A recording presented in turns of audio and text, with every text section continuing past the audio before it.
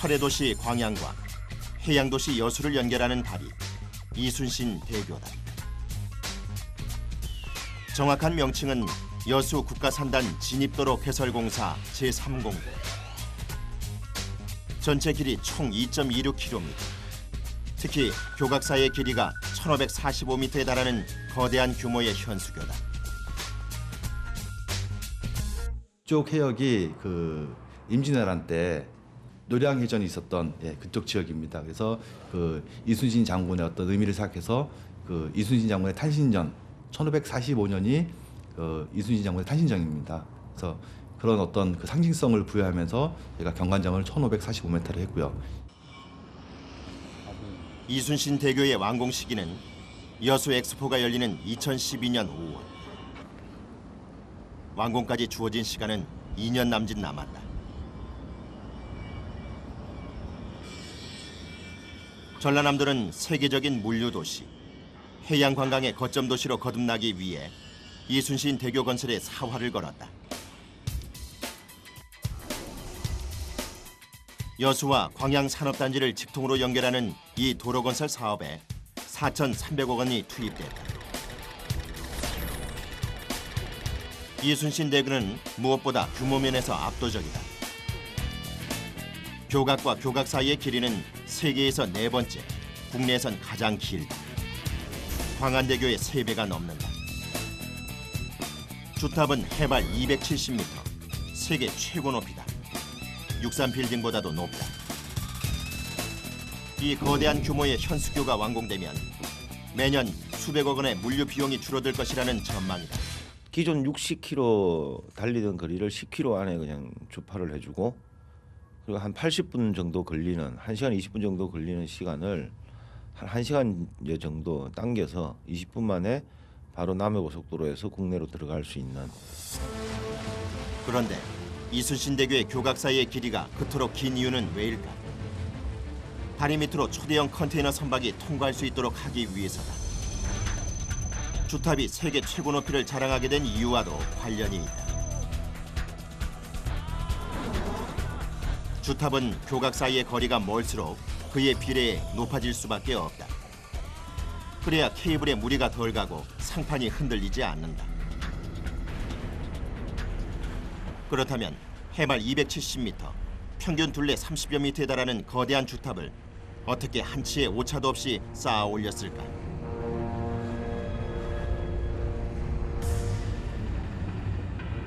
이순신 대교의 주탑 시공 현장. 이곳에서 주탑에 담긴 과학적 비밀을 찾아냈다. 현재 건설팀이 당면한 과제는 시공 속도를 절반 이하로 줄이는 일이다. 가장 그 문제는 사실은 품질하고 안전입니다. 빨리 하는 것도 중요하지만 품질을 충분히 확보하고 또 안전하게 작업을 해야 되는데, 공기는 빠른데 아까 말씀드린 대로 품질 관리가 굉장히 어렵습니다. 그때 요거에 대한 자신감이 없으면 감히 시도를 못하는 거죠.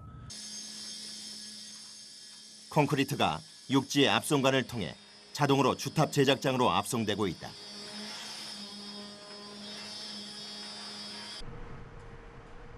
(270m의) 주탑을 쌓기 위해 쏟아부은 콘크리트의 양은 5만 세제곱미터, 11만 5천 톤에 이르는 엄청난 양이다.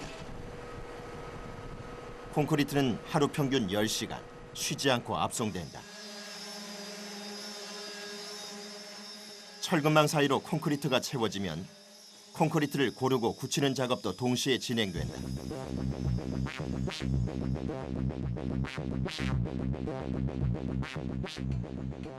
하루 24시간, 한 개조에 40명씩. 4개조가 이곳에서 하루 2교대씩 일을 해도 작업은 빠듯하다. 지금 하고 있는 작업은 슬립폼 공법. 거푸집을 쓰지 않는 대신 철근을 쓰고 거기에 콘크리트를 연속으로 채워넣어 탑을 쌓는 기술이다. 24시간 쉬지 않고 주야간 연속으로 콘크리트와 철근 작업을 동시에 진행한 덕분에 시공 속도는 8개월 이상 빨라졌다. 현재 쌓아올린 주탑의 높이는 200m. 24시간 작업을 통해 매일 2m씩 올라간다.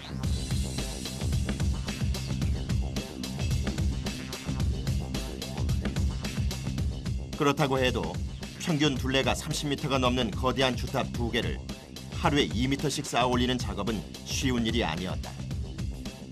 기온이 낮아지면서 콘크리트 굳는 속도가 점점 늦어지고 있는 것이다. 일기상으로 지금 딱 겨울철이 걸리니까 태풍은 피해가고 뭐 큰 바람은 피해가지만은 이 콘크리트 구조체라는 양생 부분에서 조금 지연이 되는 부분 때문에 시간적으로 조금 손해를 받고 이 추위와의 싸움.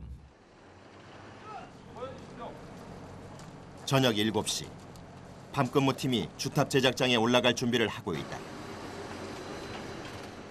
근무팀은 저녁 7시에 올라가면 다음날 아침 6시가 되어서야 땅을 밟는다. 승강기를 타고 제작장까지 올라가는 데 걸린 시간만 10여 분. 근무팀은 밤새 주탑 사이에 연결된 통로를 오가느라 분주했다.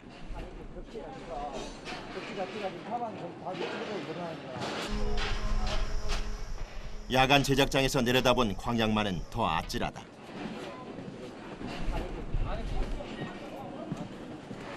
주탑 제작장은 현재 높이 211m에 위치해 있다.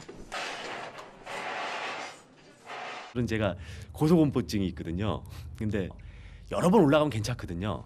근데 그걸 극복하기 위해서 이제 이를 악물어야 되죠, 이제. 그래서 올라가서 전혀 떨리지 않고 그렇게 할 수 있게 이제 하는 게 굉장히 힘들었죠. 주탑 공정은 24시간 쉴 새 없이 가동된다. 그러나 오차는 한치도 허락되지 않는다. 어떻게 가능할까? 레이저를 통해서 보신 바와 같이 표지판을 통해서 레이저 오차를 확인해서 폼을 조정해서 연직도를 최대한 정확하게 맞추고 있습니다. 최첨단 레이저 장비가 오차를 조정한다.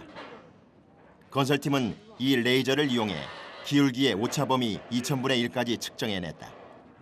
지표면에서 레이저 빔을 수직으로 쏘았을 때 위에 있는 레이저의 측정값과 일치하면 제대로 된 형상이다. 새벽 6시. 매일 이 시각에는 레벨 측량기로 주탑의 좌표값을 확인하는 작업이 진행된다.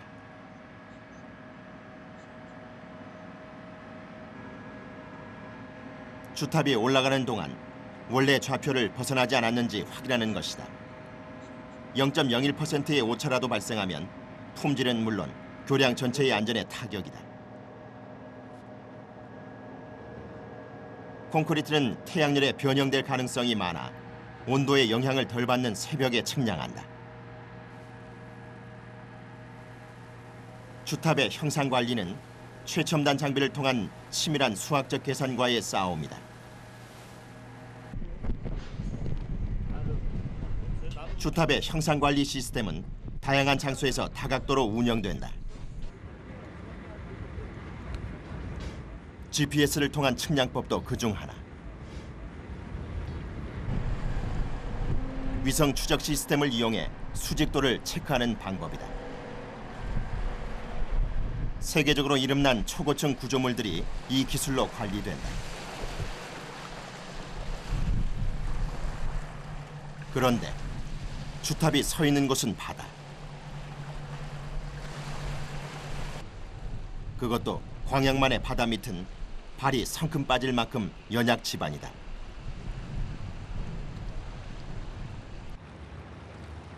게다가 주탑의 무게는 무려 9만 1000톤. 어떻게 이런 곳에 거대한 주탑을 세울 수 있었을까? 아, 무릎까지 들어갔는데 이거. 관건은 주탑의 밑동을 세울 곳의 지반을 어떻게 단단하게 만들 것인가였다. 연약한 지반을 강화하는 일은 그야말로 다리 안전의 모든 것을 결정짓는 작업이었다.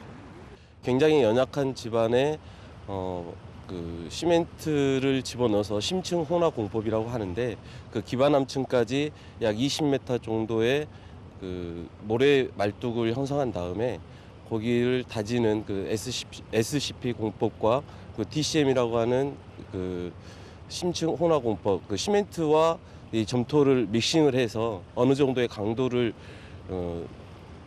얻을 수 있는 그런 공법을 사용을 해서 위에 그 구조물을 형성할 수 있도록 그렇게 조치를 하였습니다. 집안을 메우고 다지기 위해 콘크리트와 점토, 모래가 다각도의 공법으로 섞이고 배합됐다.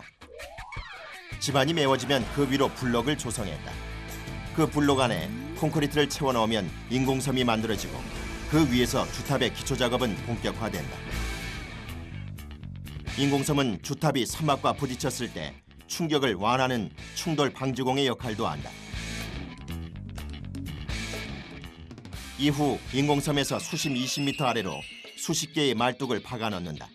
그러면 집안은 더 안정된다. 그 다음 철근망을 만들어 놓고 그 사이로 콘크리트를 채워 넣으면 주탑의 기초가 완성되는 것이다.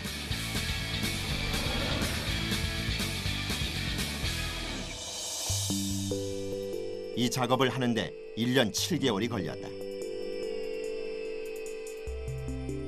바다 밑을 측정하고 콘크리트를 수심 20m 아래의 뻘 속으로 부어넣기 위해서는 막대한 규모의 거대한 해상 장비들이 동원됐다.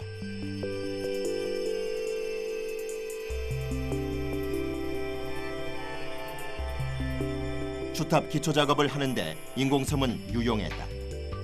인공섬은 작업을 육상에서 진행하는 것처럼 안정적으로 수행할 수 있도록 해준다.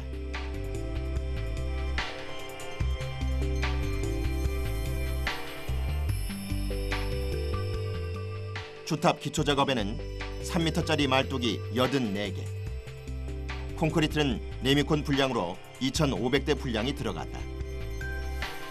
콘크리트 표면에 염분이 침투하지 못하도록 특수 도장 처리도 했다. 철근망의 무게는 13톤. 이런 철근망이 286개가 쓰였다. 주탑의 밑동은 그렇게 서서히 모습을 드러냈다. 2년여의 시간이 걸린 작업이었다.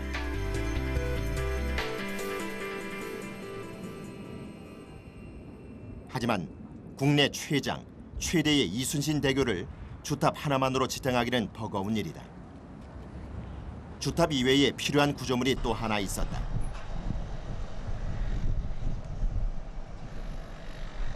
약 4만 톤에 이르는 케이블의 장력을 지탱해주는 곳, 앵커리지가 바로 그것이다.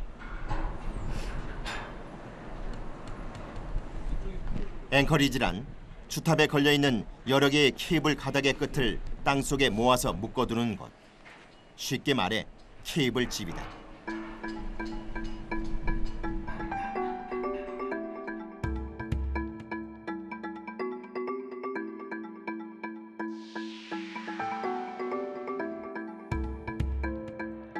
묘도와 광양 쪽의 앵커리지는 각각 다른 방법으로 시공됐다. 지형의 차이 때문이다. 앵커리지의 형태가 완성되면 그 다음에 정착 스탠드를 안장한다. 그 정착 스탠드에 케이블이 걸리는 것이다. 하지만 묘도 측 앵커리지의 경우 이 스탠드를 앉힐 공간이 없었다. 그래서 지하 터널을 팠다.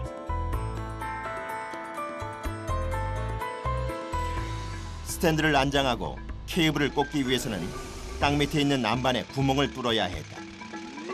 이 구멍이 지하 터널과 연결돼 있다.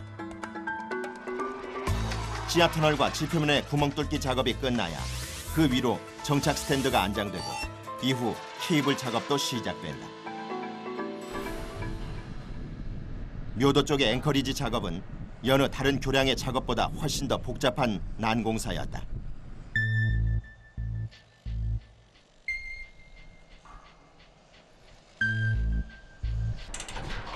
이유가 뭘까?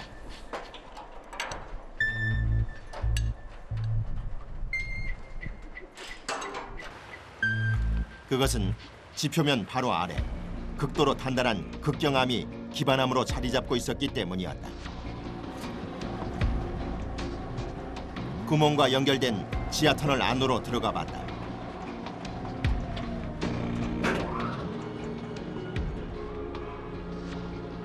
지하 터널의 위치 지점은 지하 30m.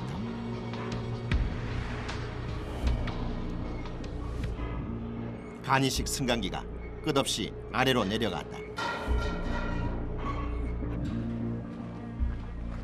지하 터널의 면적은 30평방미터, 길이가 72m에 이르는 공간이다. 땅 밑에 이런 지하 터널을 만든 이유는 암벽 아래로 케이블이 들어갈 공간을 확보하기 위해서다. 암벽에 구멍을 뚫어 케이블을 꽂기 때문에 기존의 공법보다는 콘크리트의 양을 대폭 줄일 수 있다. 토탈 합쳐서 두 케이블 합쳐서 2만 톤이 넘는 2만 4천 톤이 되는 하중을 어떻게 기반에 앉힐 건가? 실제로 터널 수직구를 해서 이제 가보시면 수직구에서 터널을 팠습니다. 작게. 이제 그런 것도 다 비용이기 때문에 설계했는데 굉장히 협소해가지고 그 안에서 뭐 콘크리트 작업이나 기타 뭐 하는 게 굉장히 힘들다. 그러니까 저희가 예상을 예를 들면 한 달 했던 거를 2달 걸리고 3달 걸리더라고요. 이 공법의 이름은 지중 정착식. 아시아에서는 2번째, 우리나라에서는 처음으로 시도한 기술이었다. 그러다 보니 시행착오도 많았다. 터널을 파는 것 자체가 대규모 공사였다.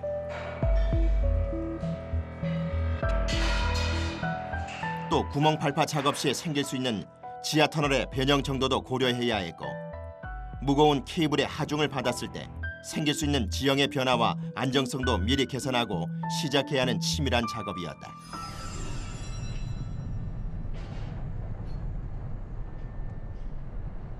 이번엔 묘도 반대쪽 광양만 앵커리지 공사 현장.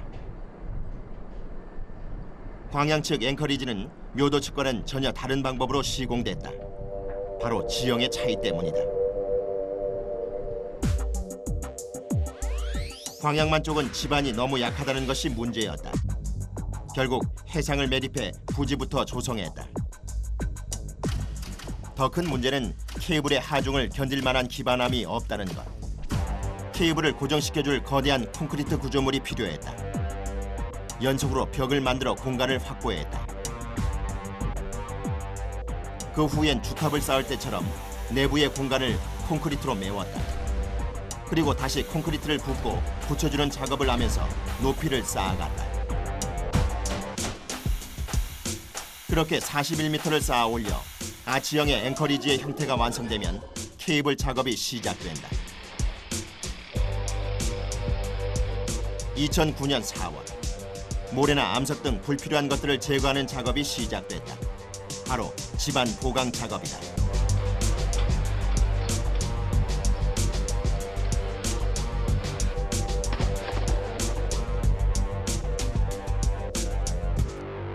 그 안쪽 지름 내경 68m의 원형 구조물을 31m를 구축을 했습니다. 그것을 안전하게 하기 위해서 그 지중 연소벽이라는 콘크리트 벽체를 미리 이제 시공을 합니다. 근데 그걸 시공하는 과정에서 충분히 계산해서 무너지지 않도록 그렇게 저희가 계산하고 이렇게 보완했지만 실제 이제 시공 상황에서 보면 그 단기간에 어떤 그 공벽 유지를 해야 되는데 이게 안반이 너무 단단해서 그 공벽을 유지하는 시간이 예측했던 것보다 길어졌습니다. 그래서 이제 공벽이 무너져서 제가 그 부분을 그 이제 판넬 분할을 바꾼다든가 아니면 여러 가지 그 조치를 해서 그 지반을 다질 때는 특수 콘크리트를 사용했다. 물의 양을 최소화해서 밀도가 높아 케이블의 장력을 지지하는 데 유리하다. 지반을 다지는 작업이 끝나면 철근과 콘크리트를 이용해 앵커리지의 형태를 만들어 나간다. 광양 측 앵커리지는 지름 68m, 높이 65m의 규모다. 연속벽의 두께만 2m에 이른다. 2010년 3월, 구조물의 높이가 36m까지 올라간다.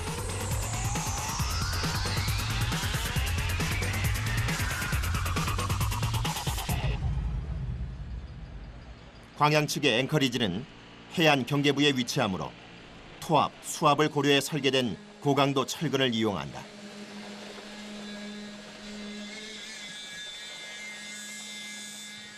현재 앵커리지의 공정률은 80%. 완공 시기는 오는 6월이다.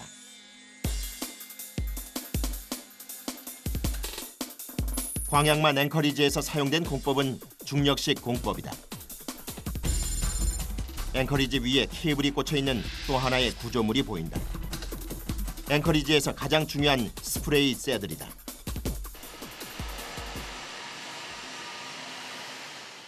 이곳은 새들 제작장. 새들이란 케이블의 방향을 잡아주고 외부에서 받는 힘이 최소화될 수 있도록 하는 주물로 만든 구조물이다. 새들 제작의 핵심은 용접이다. 70톤에 달하는 거대한 구조물을 용접으로 이음새 없이 하나로 이어붙이는 기술은 국내 처음으로 시도하는 제작 방법이다.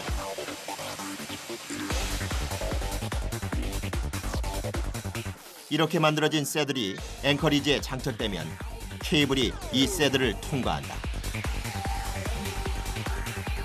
이순신 대교에 사용된 케이블은 보통의 케이블보다 강도 100메가가 더 센 세계 최고의 고강도 선이다. 한 개의 와이어에 선이 2만 5천여 개나 들어있다.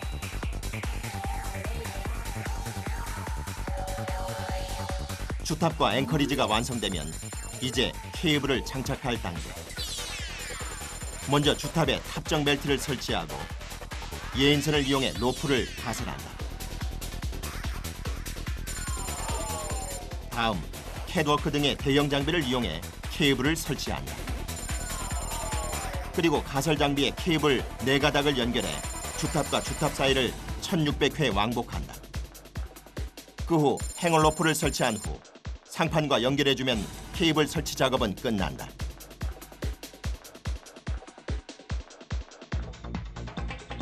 이렇게 케이블 작업을 할 때에도 선박의 드나들면 자유롭다.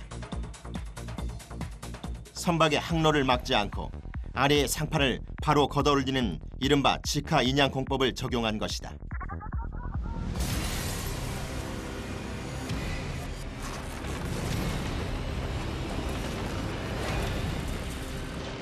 (1940년) 당시 세계에서 세 번째로 긴 다리였던 현수교 타코마 다리가 무너졌다.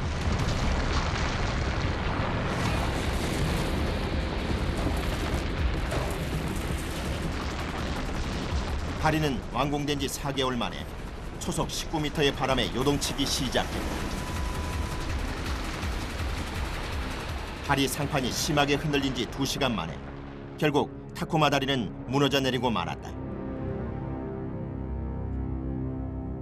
현수기와 케이블의 구조 자체가 그 보강형의 경량화가 가능합니다. 그 케이블 무게 빼고 경량화가 가능하기 때문에 해석적으로 이론적으로 그렇게 해서 이제 그 자중을 가볍게 만들었는데 간과한 게 그게 큰 태풍에 무너진 게 아니거든요. 한 10m/s 일반적으로 좀 센 그 풍속에서 그게 점차 발산 진동이라 합니다. 가장 교량에서 위험한 발산 진동이 이게 커지면서 이게 무너진 거거든요. 그때 이후로 다시 중량을 시켰습니다. 아, 무조건 가볍게 하는 게 이런 그 장대 교량에서는 안 좋구나. 그렇다면 과연 이순신대교는 안전할까? 이순신대교의 시공전 안전성을 검증하기 위해 무려 1억 원에 달하는 모형을 만들어 수백 차례의 실험을 거쳤다. 다리의 안전에 가장 큰 영향을 미치는 것은 풍속. 특히 문제가 되는 것은 상하 방향 진동과 비틀림 진동이다. 가능한 한 바람에 의해서 진동을 적게 받도록 설계돼야 한다. 설계팀은 최첨단의 기술을 내놓았다. 차량을 다니는 보강 거더 형식 자체가 트윈박스 교량이라 그래가지고 이 상판 자체가 배 선박의 선박 유선형 같이 그렇게 돼서 바람의 저항을 최소화시키면서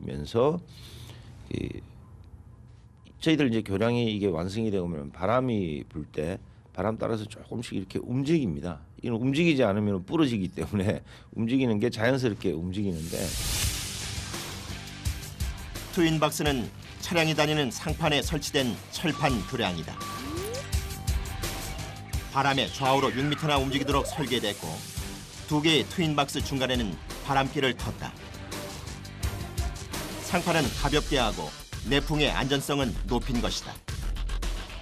이순신 대교가 초장대 다리의 규모에 걸맞는 내구성과 안정성을 두루 갖춘 최적화된 다리로 평가받는 이유다.